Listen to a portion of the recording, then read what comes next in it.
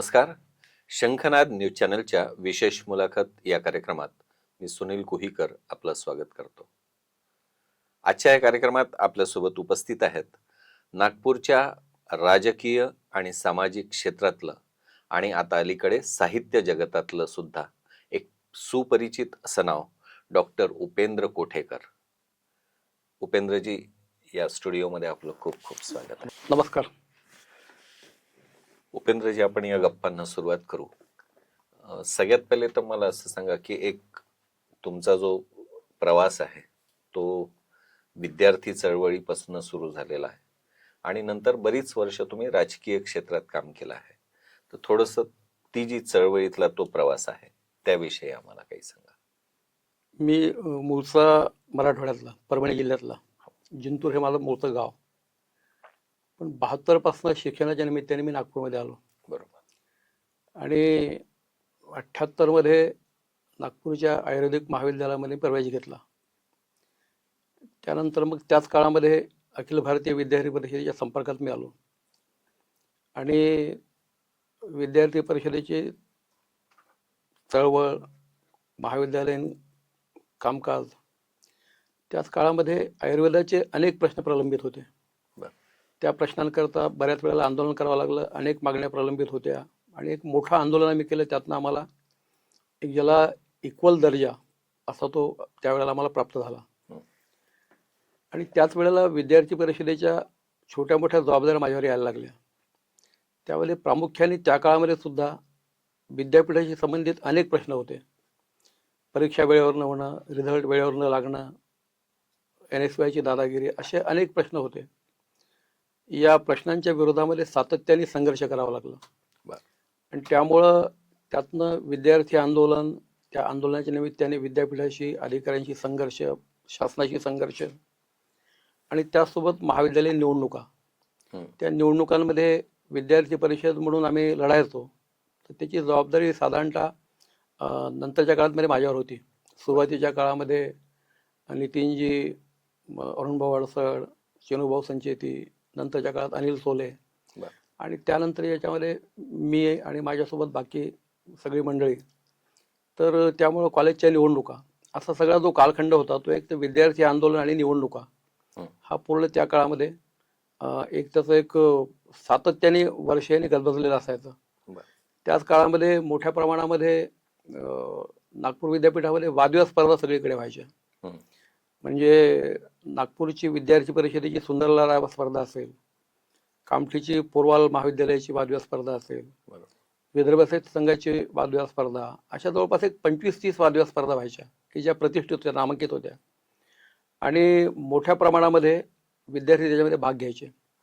वेदप्रकाश मिश्रा असतील, आता ते वारले पण आपले मनोज सालपेकर, त्यांचे बंधू सालपेकर, त्यानंतर तुमचे नितीनजी बऱ्याच वेळा बोलायचे, प्रियदर्शन माडगुळकर बोलायचे आधी सिनियर असताना, म्हणजे ते कॉलेजमध्ये शिकत असताना. नंतरच्या काळामध्ये त्या स्पर्धांमध्ये भाग घेणं असेल, त्यामध्ये कॉलेजच्या टीमतर्फे जाणं असेल, तर त्यामुळं विद्यार्थी जीवन जे आहे त्याच्यामध्ये शिक्षणासोबत ह्या बाकीच्या सगळ्या ॲक्टिव्हिटी ज्या होत्या त्याचं त्या काळामध्ये एक मोठं महत्त्व होतं आणि त्यातनं एक नवीन नेतृत्व सगळीकडे त्यावेळेला येत होतं. ते सगळ्याच पक्षांमध्ये निर्माण झालं. दुर्दैवाने मी पाहतोय की निवडणुका बंद झाल्या, त्याच्या प्लस मायनस पॉईंटची चर्चा हा वेगळा विषय आहे. पण त्या बंद झाल्यामुळं काय झालंय की एक त्याच्यातनं एक कॉलेज, महाविद्यालयातनं, कॉलेजमधनं एक जे नवीन नेतृत्व उदयाला पाहिजे ती प्रोसेस बंद झाली असं मला वाटतं. बरोबर. राजकीय प्रवास मग कसा सुरू झाला? मी 78 ते जवळपास 78 पासनं एक 86-87 पर्यंत विद्यार्थीच्या कामामध्ये होतो. मीनवाईल मी प्रॅक्टिस सुरू केली, दवाखाना माझा होता आणि त्याच काळामध्ये मला सामाजिक राजकीय कामाची आवड होतीच. आणि त्यामुळं त्यावेळेला पार्टीची गरज असेल, पार्टी नव्याने जरा एक पार्टीला एक वातावरण तयार होतं, कारण 90चं दशक होतं की सगळीकडे पार्टीचा बोलबाला एक मोठ्या प्रमाणावर सुरू झाला होता. आणि त्यामुळं भारतीय जनता पार्टीकडे लोकांचा पाहण्याचा दृष्टिकोन हा बदलला होता. आणि आता ही सत्तारूढ होणारी पार्टी आहे, म्हणजे त्यावेळेला संघर्षाचाच काळ होता, सत्ता दिसत नव्हती, पण काँग्रेसला एक सक्षम पर्याय भारतीय जनता पार्टी अशा प्रकारचं चित्र निर्माण झालं होतं. आणि त्यामुळे ज्या क्षेत्रामध्ये भारतीय जनता पार्टीने त्या क्षेत्रामध्ये सुद्धा भाजपा वाढली पाहिजे आणि आणि त्यामुळं मला माननीय नितीनजींनी आग्रह केला की तू पार्टीचं पूर्ण वेळ काम करायला पाहिजे. नंतरच्या काळात मग वसंतराव भागवत यांची भेट झाली. त्यांनी मला सांगितलं की बाबा तुम्ही काम केलं पाहिजे, आणि त्याच्यातनं मग पूर्ण वेळ भारतीय जनता पार्टीचं काम असं मी सुरुवात केलं. सुरुवातीला मला ही नागपूरमधली जी उत्तर नागपूरची जी विधानसभा आहे, बरं. या उत्तर नागपूरची विधानसभा ही पहिल्यांदा त्यावेळेला भारतीय जनता पार्टी लढणार होती. बरं. आणि स्थिती अशी होती की उत्तर नागपूरचं जे त्यावेळेचं जे चित्र होतं त्याच्यामध्ये महानगरपालिकेचे 15 वार्ड होते. त्या 15पैकी एक जेमतेम 4-5 वार्डावाले भारतीय जनता पार्टीचं काम होतं. बाकी सगळीकडे प्रचंड विरोध, मोठ्या प्रमाणात विरोध. बरं. आणि काही तर क्षेत्र असं होतं की जिथे पाय सुद्धा ठेवण्याची आमची म्हणजे ताकद नव्हती. पण भारतीय जनता पार्टी निर्णय केले की ही 90ची निवडणूक जी आहे विधानसभेची, ती भारतीय जनता पार्टी तिथे लढणार. आणि स्वाभाविकपणे मला तिथे सांगितलं की तुम्हाला इथे काम करायचं आहे, आणि त्यामुळे आम्ही तिथे कामाला सुरुवात केली. त्या ह्याच्यातनं कॅन्डिडेट उभा केला. सुरुवातीला आम्ही पराभव पत्करावा लागला, तिथे भोला पटेल हारले निवडणूक. पण त्यानंतरची जी निवडणूक आहे विधानसभेची, तर तो एक बेस तयार झाला, आणि नंतर ज्याच्यामध्ये ती विधानसभा भारतीय जनता पार्टीने जिंकली. आणि तिथनं मग भारतीय जनता पार्टीचं उत्तर नागपूरमध्ये काम सुरू झालं. त्यानंतर मग आम्ही सातत्याने आपण लढत आलो आहे. नंतर डॉक्टर माने जिथं निवडून आले, त्याच्या आधी भोला पटेल एकदा निवडून आले, आणि आज त्या भागातनं एक 8-10 नगरसेवक निवडून आलेले आहेत. पार्टीचं सक्षम संघटन तिथे उभं आहे, आणि आज उत्तर नागपूरमधला प्रमुख पक्ष असं कुठला असेल तर तो भारतीय जनता पार्टी आहे. बरोबर. पण ह्याच्यामध्ये एक जसं कालानुरूप बदल होत गेले, आणि जे लोक विरोध करायचे त्यांच्यामधनं समर्थन प्राप्त व्हायला लागले की ज्या समाजामध्ये भारतीय जनता पार्टीला पाय ठेवण्याची जागा नव्हती, तर त्या क्षेत्रातले सुद्धा कार्यकर्ते मोठ्या प्रमाणावर आज भारतीय जनता पार्टीचं काम करतात. हे त्यातली यश आहे. बरोबर. उत्तर नागपूर पासून सुरू झालेला तुमचा प्रवास पुढे मग संपूर्ण विदर्भ प्रांतात मला उत्तर नागपूरचं मी काम केलं. त्यानंतर त्याच काळामध्ये एक इंडिकेटर नावाचं मी साप्ताहिक पाक्षिक चालवायचो. बरं. आणि ज्यातनं प्रामुख्याने लोकांना टॉकिंग पॉईंट्स मिळावेत. सरकारच्या विरोधामध्ये भारतीय जनता पार्टीचं सातत्याने त्यावेळेला संघर्ष सुरू होता, आंदोलन सुरू होतं, आणि त्यानिमित्ताने भारतीय जनता पार्टीचे विषय लोकांपर्यंत पोहोचले पाहिजेत, तळागाळापर्यंत पोहोचले पाहिजेत. आणि त्यामुळे एक उद्दिष्ट असं होतं की विदर्भामध्ये जवळपास एक 12-13 हजार खेडी आहेत. तर या 12-13 हजार खेड्यांपर्यंत आपला विषय गेला पाहिजे. आणि त्यामुळं तिथले सरपंच असतील, तिथले शिक्षक असतील, तिथले पोलीस पाटील असतील, तिथले दुकानदार असतील, तिथले सामाजिक काम करणारे कार्यकर्ते असतील, अशा लोकांच्या याद्या तयार करून आम्ही त्यांच्यापर्यंत तो अंक पाठवायचो. आणि जवळपास मला आठवतं की एक 7 ते 8 हजार अंक आमचे त्या अशा पद्धतीने लोकांपर्यंत जायचे. 7 ते 8 हजार खेड्यांपर्यंत. एक 12-15 हजारापर्यंत त्याचं प्रिंटिंग आम्ही त्या काळात नेलं होतं. आणि एक चांगल्यापैकी जवळपास एक 5 वर्ष मी ते चालवलं. त्याच काळामध्ये माझ्याकडे सुरुवातीला वर्धा आणि यवतमाळ जिल्ह्याची जबाबदारी आली. नंतरच्या काळामध्ये मग चंद्रपूर आणि गडचिरोली या 2 जिल्ह्यांची जबाबदारी आली. नंतर एक 2005 पासून मला पूर्ण पूर्व विदर्भ हा जो आहे त्याचं संघटन मंत्री म्हणून मला दायित्व देण्यात आलं. नंतरच्या काळामध्ये पूर्ण विदर्भाचं असं दायित्व गेल्या म्हणजे 14 पासून माझ्याकडे आतापर्यंत आहे. आणि आता यावर्षी मला भारतीय जनता पार्टीने प्रदेशाचा उपाध्यक्ष म्हणून माझी नियुक्ती केलेली आहे. त्याच्यामुळे हा सगळा जो प्रवास आहे यामध्ये प्रामुख्याने विदर्भामधले सगळे संघटनात्मक प्रक्रिया जी असतील, संघटनात्मक कार्यक्रम असतील, संघटनात्मक बांधणी असेल, या संदर्भामध्ये जे काही करता येईल ते करण्याचा मी प्रयत्न केला. आणि आज पाहतो की मुळातच विदर्भ हा भारतीय जनता पार्टीचा एक बालेकिल्ला आहे. पण त्याला एक बऱ्यापैकी संघटन हे विदर्भामध्ये आजही त्यामुळे निर्माण झालेलं आहे. ते मी केला असा विषय नाही आहे, पण एक तो काळ हा अनुकूल काळ होता, आणि त्या अनुकूल काळामध्ये असलेलं संघटन आणि संघाची इथे असलेली पार्श्वभूमी, या पार्श्वभूमीमुळं त्याला एक बराच मोठा फायदा नितीनजी असतील, देवेंद्रजी असतील यांचं एक व्यक्तिमत्व, त्यांच्या व्यक्तिमत्वामुळं झालेली लोकप्रियता असेल, किंवा त्यांच्या व्यक्तिमत्वाचा फायदा घेऊन सुद्धा संघटनेला एक मोठ्या प्रकारचं पाठबळ मिळालेलं आहे. खरं आहे. ज्यांना एकूणच संघाचं किंवा भाजपाचं काम, त्या कामाची त्याचं स्वरूपाची कल्पना आहे, त्यांना संघाचा प्रचारक किंवा भाजपामधले संघटन मंत्री यांची भूमिका किती महत्वाची आहे याची कल्पना असते.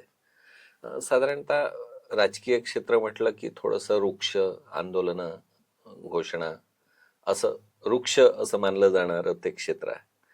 त्या क्षेत्रात राहून तुमच्यातला कवी तो कसा जागृत झाला? नाही, राजकीय क्षेत्र हे वृक्ष असतं हे म्हणजे रूढ अर्थाने असं म्हटलं जातं. पण शेवटी माणसांचं काम आहे. हो. आणि ज्याला माणसांमध्ये राहायला आवडतं त्याच्याकरता ते वृक्षक्षेत्र नाही आहे. आणि त्यातल्या त्यात ज्या पक्षाचं म्हणजे भारतीय जनता पार्टीचं मी काम करतो तर तिथे केवळ राजकारणाकरता राजकारण नाही तर त्याच्यासोबत अनेक अन्य ॲक्टिव्हिटी सुरू असतात. ते काही सेवेचे उपक्रम असतील, काही प्रकल्प उपक्रम असतील. हं. जसं भारतीय जनता पार्टीच्या माध्यमातून आम्ही एकल विद्यालय चालवतो, त्या काही शाळा सुरू आहेत मोठ्या प्रमाणामध्ये. असे वेगवेगळे उपक्रम तिथे असतात, त्यामुळं म्हणावं तसं ते वृक्ष किमान भाजपात नाही आहे. बरं. पण त्याचबरोबर कविता हा जो विषय आहे किंवा एकूण साहित्य, मी जरी साहित्याचा विद्यार्थी मी नाही आहे, त्याच्यामुळं मराठीचा अभ्यासकही मी नाही आहे, मराठी मातृभाषा आहे मला मान्य आहे, पण तरीही मी काही त्याचा अभ्यासक आहे किंवा फार त्याच्यामध्ये मी काही विद्वत्ता माझी आहे असा विषय नाही आहे. पण लहानपणापासून एकतर संगीताची आवड आहे, वाचनाची आवड आहे.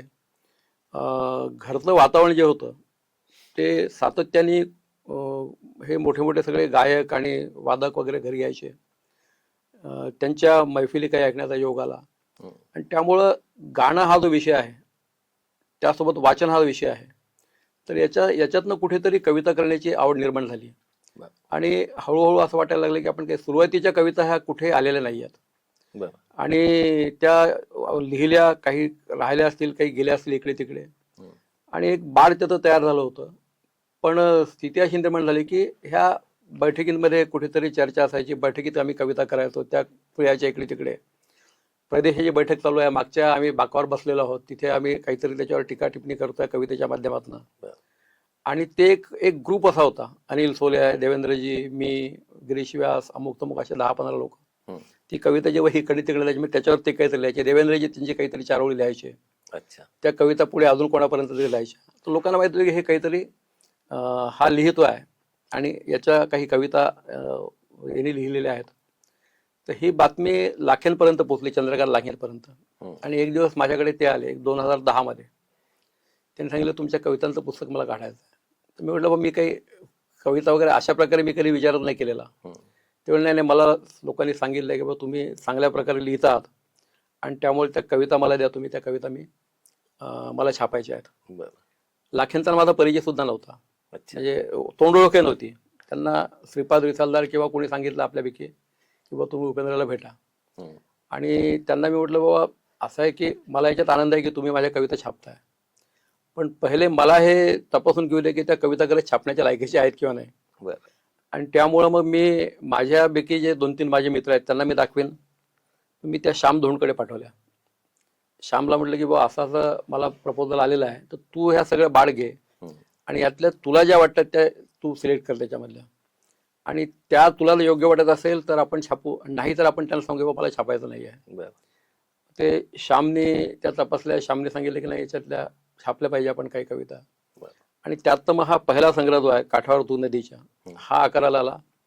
आणि मग त्याला लक्ष्मीकांत तांबोळींची प्रस्तावना मी मागितली. लक्ष्मीकांत तांबोळी आमच्या गावचे, पण त्यांचा माझा गावचे जरी असले तरी संबंध मधल्या काळात कुठेच नव्हता, कारण ते अतिशय सिनियर. मी 72 पासून गाव सोडलेलं, पण नावाने मी त्यांना ओळखत होतो, प्रश्नच नाही. त्यांना मला परिचय सांगितल्यानंतर त्यांनी मला ओळखलं.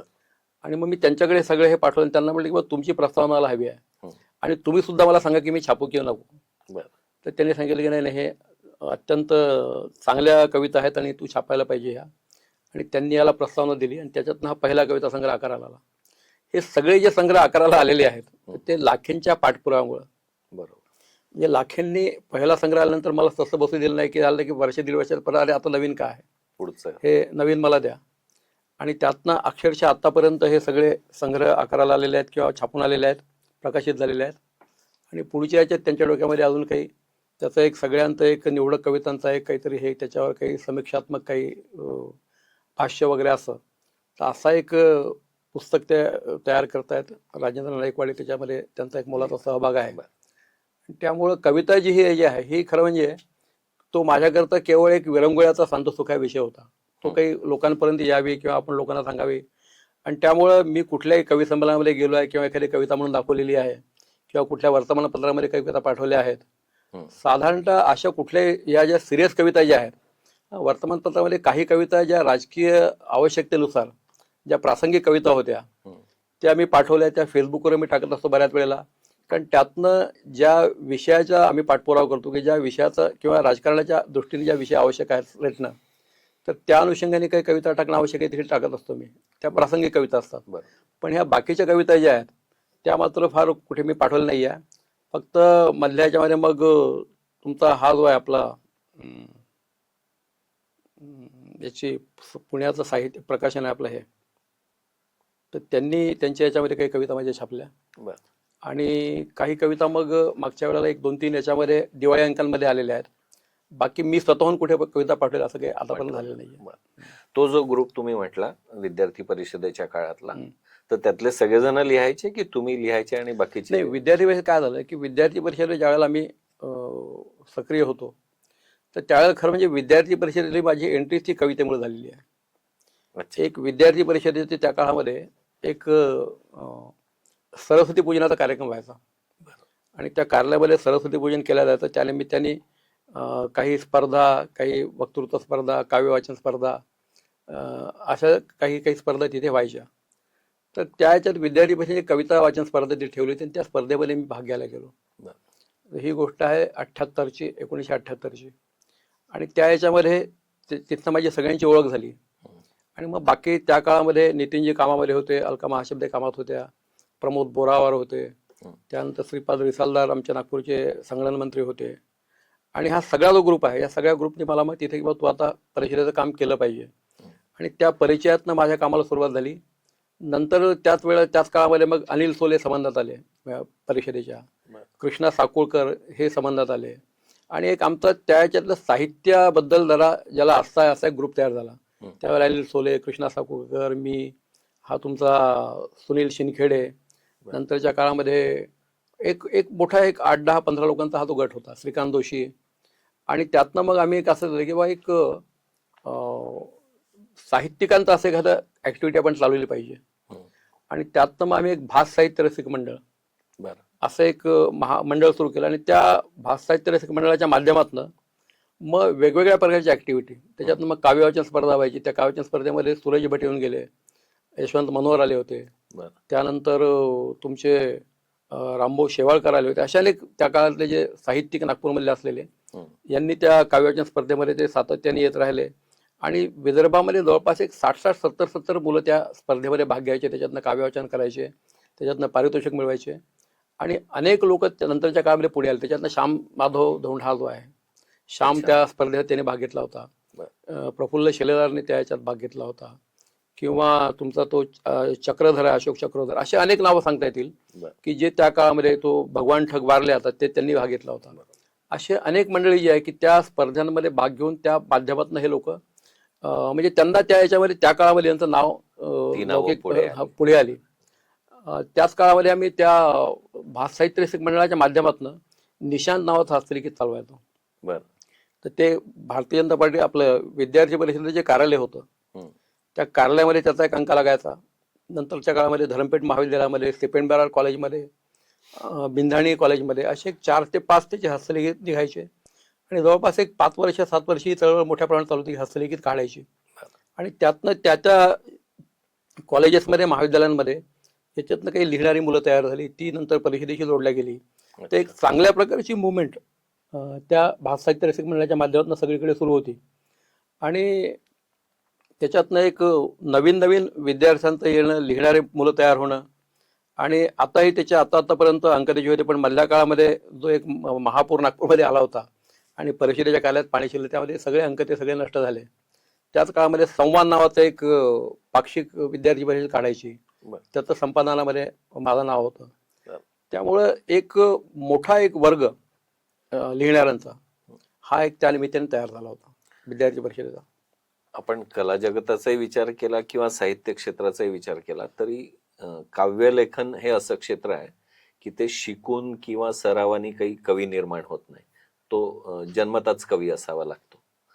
तर तुम्हाला नेमकं जाणवलं केव्हा की आपण कविता लिहू शकतो असं?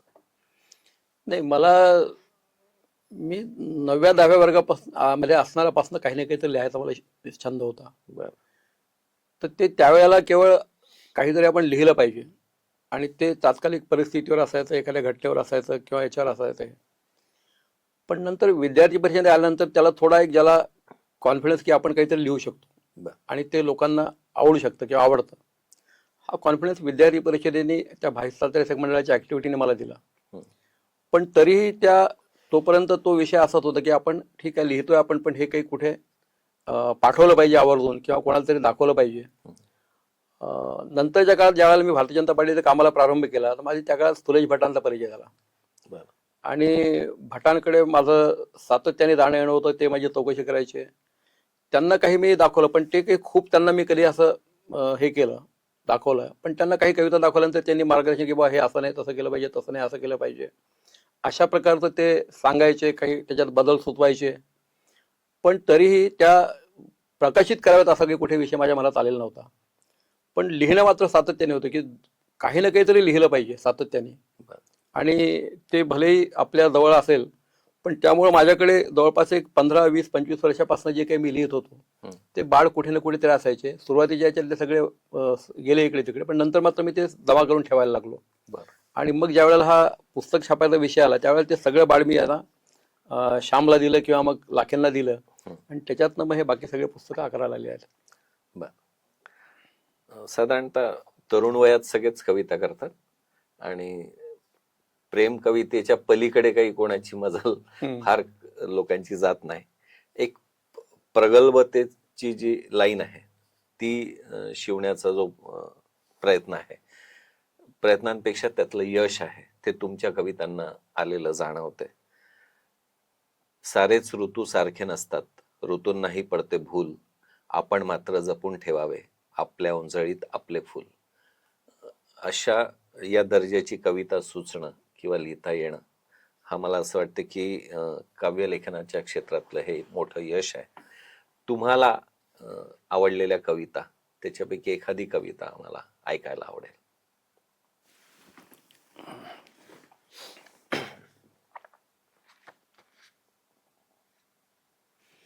ही पालखी नावाची एक कविता आहे. पुढे चालता मागुती धूळ उडते, फुफाट्यातून चालली वाटही, धुळीच्या ढगातून शोधित वाटा, कधीपासून चालली पालखी. कुठे चाललो कोणता गाव आमचा, न रस्त्यात काही स्मृतीच्या खुणा. कुठे चाललो कोणता गाव आमचा, न रस्त्यात काही स्मृतीच्या खुणा, मुसाफिर सारेच दिग्भ्रांत आणि न दिसती कुणाच्यात पाऊल खुणा. कधीची सुरू अन कधीची सुरू अन समाप्ती कधीची, कधीची सुरू अन समाप्ती कधीची, पिढ्यांची पिढ्यांनाच प्रश्नावली. उभे रान वैराण माथ्यावरी सूर्य, दिसते कुठे ना तरु सावली. ही पहिल्या संग्रहात आलेली कविता आहे माझी. एक दुसरी एक जी कविता आहे ही साधारणतः शब्दांबद्दल आहे. शब्दपूजा नावाची कविता आहे. बांधतो पूजा शब्दांची, शब्दांची करतो आरती. बांधतो पूजा शब्दांची, शब्दांची करतो आरती, शब्दांचे नित्याराधन, शब्दांची गातो कीर्ती. शब्दांच्या नैवेद्यावर शब्दांचे तुळशी पानं, शब्दांच्या नैवेद्यावर शब्दांचे तुळशी पानं, रावळी शब्द ब्रह्माच्या शब्दांचे वेद पुराण. जगण्याचे भान मिळाले शब्दांच्या आधाराने, सख्यत्व असे शब्दांशी, शब्दाविन जगणे मरणे. साधारणतः अशा प्रकारच्या ज्या कविता आहेत आणि चालू आहे लिहिणं. तुम्हाला स्वतःच्या कवितांबद्दल काय वाटतं, म्हणजे कशा आहेत त्या कविता? तुम्ही स्वतःला म्हणजे कोणाला तरी आदर्श समोर ठेवलाय कवी म्हणून? असा कोणाचा प्रभाव आहे? नाही, आता मी कोणाला ठेवून तर असा विषय नाही आहे, पण त्याच्यात काही कवितांवर ग्रेसच्या याची छाप आहे असं लोकांचं म्हणणं आहे. काही कवितांवर. पण बाकी मी अशी त्याची नक्कल असा विषय कधीच नव्हता. पण साधारणतः वाचनाचा प्रभाव असेल. पण मला असं आहे की त्या काळामध्ये किंवा अजूनही ज्या माडगुळकर असतील, भट असतील, ग्रेस असतील, कुसुमाग्रज असतील, ह्या सगळ्या कवींचे जे वाचन आहे, या कवितांचं वाचन यांच्या सगळ्या याचं, तो कुठे ना कुठेतरी कळत न कळत तो प्रभाव आपल्यावर बिंबवला जातो. पण तो आता कोणा एकाचा आहे असं सांगणं कठीण आहे. बर, पण तुम्ही वाचन नियमितपणे करता? सातत्याने इतक्यामध्ये थोडं कमी झालेलं आहे, पण माझं वाचन आहे तसं बऱ्यापैकी आहे किंवा होतं. बरं. पण आता या मधल्या एक 5-7 वर्षामध्ये थोडंफार त्याच्यामध्ये कमी झालेलं आहे ते. बरं. आता परत नव्याने वाचायला सुरुवात केली आहे मी. बरं. असं म्हटलं जातं की मुळात आपल्या लिखाणात प्रगल्भता यायची असेल तर आपण खूप वाचलं खरं पाहिजे. खरं आहे खरं आहे. तर हा जो प्रवास आहे, जवळपास 4 कविता संग्रह तुमचे आता प्रकाशित झाले आहे. तर कविता म्हणजे असं वेळ ठरवून संध्याकाळचे 4 वाजले की कागद पेन घेऊन बसला आणि कविता आता उमटवायची, असं शक्य नाही नाही. नाही, असं कधी तर जेव्हा सुचेल तेव्हा लिहिता? मी ठरवून अशी कधीच कविता होत नाही. मी अं, कधीतरी एखाद्या वेळेला एखादे 4 ओळी डोक्यात येतात, एखादी ओळ लक्षात येते, एखादी कल्पना डोक्यात येते. बरं. त्यावेळेला एखाद्या वेळेला मी गाडीमध्ये असतो, एखाद्या वेळेला बाथरूममध्ये असतो, एखाद्या वेळेला घरी असतो कुठेतरी. पण मी हे करतो की लक्षात आल्यावर ताबडतोब मी ते टिपून ठेवण्याचा प्रयत्न करतो. मध्यरात्री वगैरे उठून लिहिले आहेत कधी? असं एकदा आठवतं मला, एखाद्या कविता नक्की कविता आठवलं नाही मला, पण मला रात्री काहीतरी माझ्या म्हणजे डोक्यात आलं आणि त्यावेळेला उठून मी त्या 2 ओळी लिहून ठेवल्या. नंतर मग त्या पुढे डेव्हलप झाल्या. बरं. असं झालंय. प्रवासामध्ये बऱ्याच वेळेला असं होतं की मी सातत्याने मला फिरावं लागतं विदर्भामध्ये. बरं. तर गाडीत फिरत असताना काहीतरी असं एकदम कुठेतरी डोक्यात येतं आणि मग तिथल्या तिथे मी कागदाने चालत्या गाडीमध्ये लिहून घेतो बरं. त्या ह्याच्यामध्ये. नंतर मग त्याला पुढे आकार येत असतो. पण असं होतं की त्यावेळेला मी ठरवून आता आपण कविता लिहायची आहे बुवा, असं काही होत नाही कधी. असे विषय येत राहतात आणि मग ते त्यानंतर ते डेव्हलप होत राहतात. बरं. तुमच्या कवितांमध्ये खूप असे भावनिक विषय पण आहेत, समाजातल्या रूढी परंपरांवर आघात करणारे पण विषय आहेत, राजकारणावर प्रहार करणारे विषय आहेत. तर ही जी विविधता आहे ती कशी साधता आली? नाही, त्याचं एक कारण असं आहे की सामाजिक चळवळ, सामाजिक प्रश्न आणि लोकांशी असलेला जिवंत संपर्क, आणि त्यामुळं हे जे आपण उघड्या डोळ्यांनी पाहतो ते कुठे ना कुठेतरी आज झिरपत जातं. बरं. आणि त्यामुळे ते कुठे ना कुठेतरी ते त्याच्यातनं व्यक्त होण्याकरता कविता हे एक माध्यम आहे. त्यामुळे मला एक फायदा झाला की विदर्भामध्ये भारतीय जनता पार्टीच्या निमित्ताने माझा जो अखंड प्रवास सुरू आहे, त्यामुळं असंख्य लोकांच्या भेटीगाठी, बोलणं, अनेक विषय कानावर येणं, अनेक लोकांच्या प्रवृत्तींशी संपर्क म्हणजे परिचय होणं, तर त्यातनं कुठेतरी हे सगळे विषय समोर आलेले आहेत. बरं. तुम्ही आघाडी सरकारच्या काम करण्याच्या पद्धतीवर पण कविता केली आहे, त्याच्यावर प्रहार करणारे, कम्युनिस्ट पक्षांच्या धोरणांवर पण टीका करणारी कविता केली आहे. तर राजकारणात राहत असताना हे सगळं जवळून बघता आलं, त्याच्यामुळे ते शब्दात उमटवता आलं असं वाटतं? खरी गोष्ट आहे. हे जे असं आहे की शेवटी याच्यातली माणसाच्या वागण्यातली असेल, समाजाच्या याच्यातली असेल, पक्षांच्या धोरणातली विसंगती जी आहे, ती विसंगती कुठेतरी खटकते आणि ती खटकल्यानंतर ती मी कवी असल्यामुळं ती माझ्या म्हणजे ती काव्यात मला प्रगट होते. समजा मी जर समर्थ लेखक असतो तर त्या लेखांमधनं समोर आली असते. शेवटी ज्याच्याकडे जी कला ज्याला उपजत आहे त्याच्यातनं ती व्यक्त होते. एखादा व्यंगचित्रकार असेल तर तो ते व्यंगचित्राच्या माध्यमातून व्यक्त होईल. तर ह्या सगळ्या विसंगती ज्या आहेत, प्रामुख्याने ह्या सगळ्या राजकीय कविता ज्या आहेत त्या विसंगतीवरच्या कविता सगळ्या, किंवा त्यांच्या भूमिकेच्या निषेधार्थ लिहिलेल्या कविता आहेत. त्यामुळे त्या स्वभाव धर्माप्रमाणे कवितेतनं प्रगट झाल्या आहेत. अगदी काही तर धार्मिक रूढी परंपरांवर पण टीका करणाऱ्या कविता आहेत. आपण जे काही कलाकृती तयार करतो, निर्माण करतो एखादा कलाकार, तर त्याला रसिकांनी बघितलं पाहिजे, रसिकांनी त्याला दाद दिली पाहिजे असं वाटणं स्वाभाविक आहे. घरचे रसिक, घरच्या कुटुंबातले, त्यांचा प्रतिसाद कसा असतो? नाही, साधारणतः घरी सगळ्यांना वाचनाची आवड आहे आणि माझ्या तोंडावर तर ही आवडली नाही असं म्हणायची कोणाची पाळी नाही आहे. पण बऱ्यापैकी असतो तसं घरी. फार काही मुलं आवर्जून त्यांना मी दाखवतो असा विषय नाही आहे. पण माझी पत्नी जी आहे मनीषा, तर तिला याचं कारण असं आहे की मी मगाशीच म्हटलं की मी काही मराठीचा अभ्यासक नाही आहे, त्याच्यामुळे माझ्या ग्रॅमॅटिकल मिस्टेक बऱ्यापैकी होतात. काही वेळेला रसवंदीच्या चुका होतात, तर त्या तिच्याकडनं मी करेक्ट करून घेतो. त्यामुळे तिला पहिले ती वाचते आणि त्यामुळे तिला आवडलं तर सांगते ती आवडली आहे म्हणून. एखाद्या वेळेला नाही आवडली तर तसंच सांगते की आवडली नाहीये. या सगळ्या कविता संग्रहांमधनं तुम्हाला आवडलेला संग्रह कुठला आहे? असं आहे की सगळेच मला आवडलेले, त्याच्यामुळे एक कुठला असं सांगणं कठीण आहे. सगळे त्याच्यामध्ये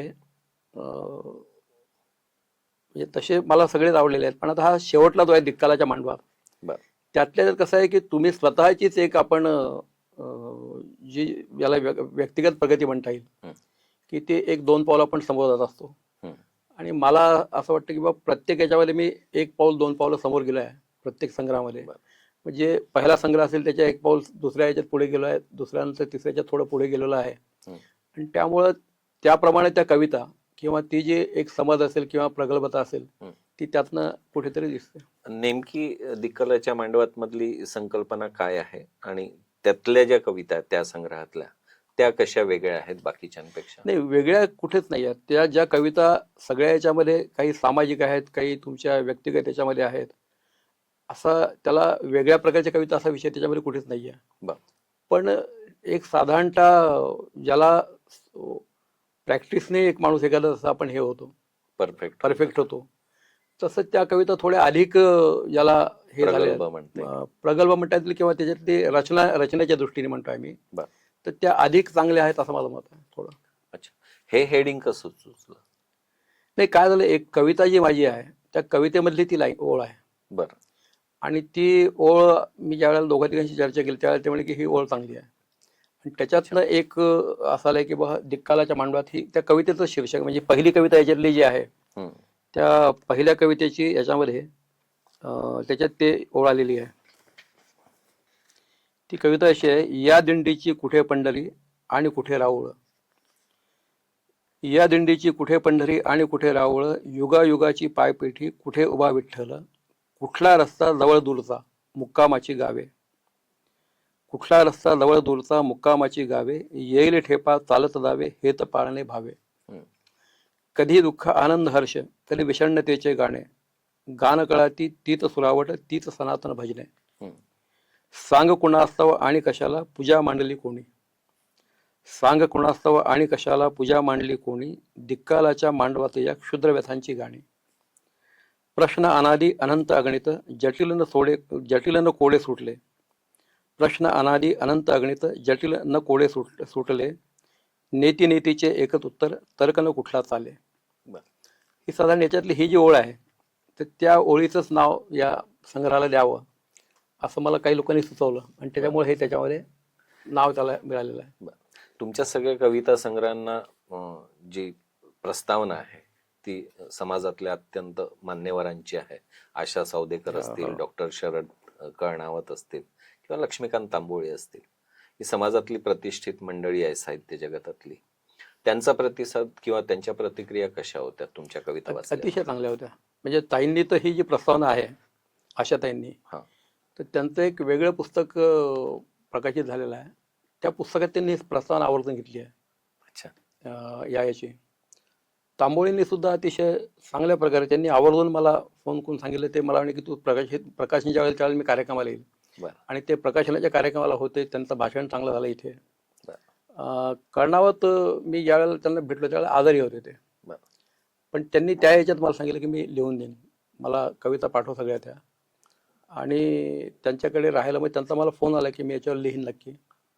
आणि त्याच्यानंतर वर्षभरामध्येच ते गेले. बर पण या सगळ्या साहित्यिकांचा त्यांचा मोठेपणा असा आहे की त्यांनी याचं भरभरून कौतुक केलं आणि कुठल्याही आढेवेढे घेता मला प्रस्तावना लिहून दिली. अगदी. रामदास फुटाणेंनी पण शुभेच्छा रामदास दिल्या. फुटाणे त्यांना मी म्हटलं की तुम्ही याला त्यांची प्रस्तावना असावं मला वाटत होतं. बर पण त्यांची अडचण अशी की त्यांचे डोळे गेलेले आहेत, त्यांना त्रास होतो डोळ्याचा.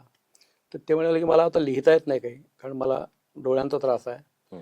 आणि त्यामुळे मी हे 4 ओळी फक्त लिहून तुला पाठवतोय, तेवढ्या हे करा म्हणून तेवढंच मी फक्त त्यांचं त्याच्यात घ्या.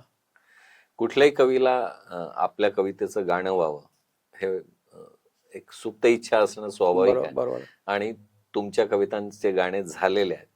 तो प्रवास कसा होता? नाही, आता मला एक माझ्या आयुष्यातला एक योगायोग चांगला की मला त्या टप्प्यावर अशा प्रकारची मित्र भेटत गेले बर की ज्यांनी मला फार काही साहस करायचं काम नाही पडलं. म्हणजे कविता छापायच्या तर त्या लाख्यांचं श्रेय आहे सगळं.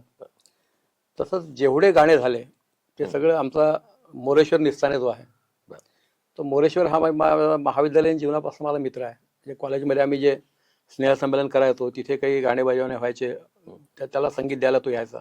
बर आणि त्या काळामध्ये तो चांगल्यापैकी गझल गायक त्याचं नाव होतं तर मोलेश्वरनी मला आग्रह केला की बाबा याचे आपण काही हे तयार केले पाहिजे, गाणे तयार केले पाहिजे.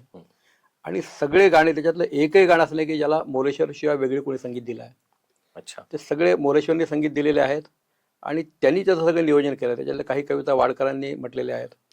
एक ती आपले माडे जे आहे, वैशाली माडे, तिने 1-2 गाणे म्हटलेले आहेत. बाकी मग काही स्थानिक कलाकार आहेत, बांदोडकर आहेत. आणि प्रामुख्याने त्याच्यामधले अभंग जे आहेत ते अतिशय चांगल्या प्रकारचं संगीत नियोजन त्यांनी केलं आहे. त्याचं लोकांनी कौतुक केलं आणि आता युट्यूबवर त्याला बऱ्यापैकी प्रतिसाद सगळीकडे मिळतो आहे. त्याचे जे श्रोते आहेत किंवा रसिक आहेत त्यांनी मोठ्या प्रमाणात त्याचं कौतुक केलं आहे. काही हजारांमध्ये त्याचे लोकांनी ऐकलेले असं त्याचा रिपोर्ट आहे. आणि चालू सुद्धा आता एक उद्या एकादशीच्या निमित्ताने उद्या परत एक अभंग येतो आहे. अच्छा. तोही मोरेश्वरनीच परत तयार केलेला आहे. सांगता येईल त्याबाबत काही? तो साधारणतः एक विठ्ठलावरचा अभंग आहे आणि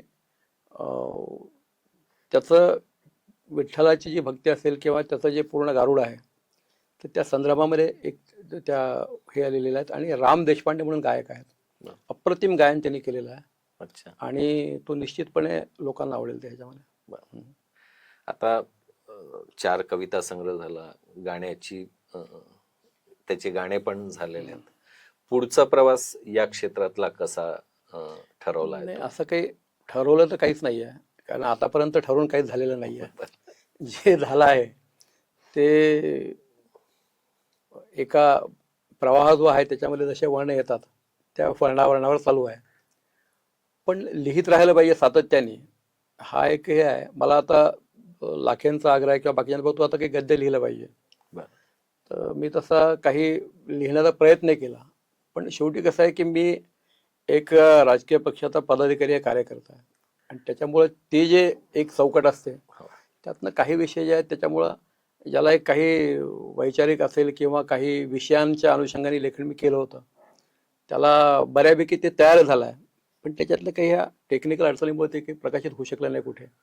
बरं, या सगळ्या कविता लिहिताना हे जे तुम्ही आता म्हटलं वेळेची मर्यादा, तर ठीक आहे, तुम्ही इतका प्रवास करता त्याच्यामुळे वेळ पुरत नाही हे मान्य आहे. वैचारिक दृष्टीने किंवा आपल्या पक्षाला अडचणीचं होईल त्याच्यामुळे लिहिलं नाही असं कधी झालं? असं कधीच नाही झालं. म्हणजे याच्यामध्ये एखाद दुसऱ्या याच्यामध्ये कदाचित असेल, म्हणजे त्याच्यात भूमिकेवर टीका असेल, म्हणजे जे मनात आलं ते उमटवलं. पण जे शेवटी कसं आहे की जे मला योग्य वाटलं, शेवटी कसं आहे की सत्सद्विवेक बुद्धी आपली जी आहे तर त्याच्यावर मला जे योग्य वाटलं. आता त्याच्यातली एक कविता मला खूप लोकांनी म्हटली की तुम्ही कसं काय लिहिलं, याच्यात भिडे गुरुजींवर टीका केली आहे मी. पण ती मला त्यावेळेला असं वाटलं की नाही, हे योग्य आहे, हेच लिहिलं पाहिजे आणि ते आदरणीय आहेत, त्यांची क्षमा मागून पण मी जे लिहिलं ते त्याच्यावर कायम आहे. एकूण समाजातल्या रसिकांचा म्हणू आपण, त्यांचा प्रतिसाद कसा असतो? कोणी भेटलं की म्हणतं की? ते साधारण कसं आहे की ह्या कविता आता ज्यांना माहिती आहेत किंवा ज्या यूट्यूबवर ज्यांनी ऐकलेले आहेत गाणे असतील किंवा जी मित्रमंडळी आहे, पण त्या काही खूप अशा सगळीकडे प्रकाशित झालेल्या आहेत. त्यामुळं जी आप्तस्वकीय आहेत, मित्र आहेत, त्यांचा प्रतिसाद जो आहे तो तर चांगलाच आहे. पण त्या अजून जशा प्रमाणामध्ये लोकांपर्यंत जायला हव्यात तशा काही गेल्यात असं नाही आहे.